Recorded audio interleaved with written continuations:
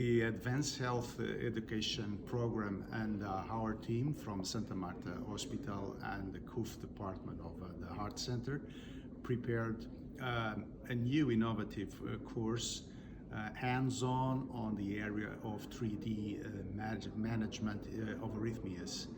This is a very new area in electrophysiology, and we understood in the last 10 years that by doing 3D electroanatomic mapping, we can change the safety of the procedures and, of course, the effectiveness of our work.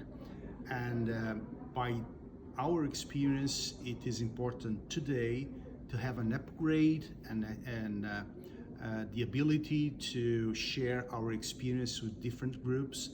And therefore, we start this concept of hands-on course on the three different platforms: the Arrhythmia platform, the Carto, and the Insight Navex.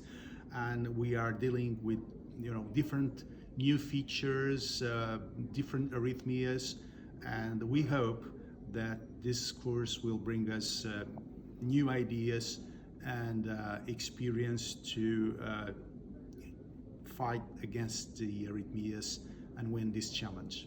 It will be nice.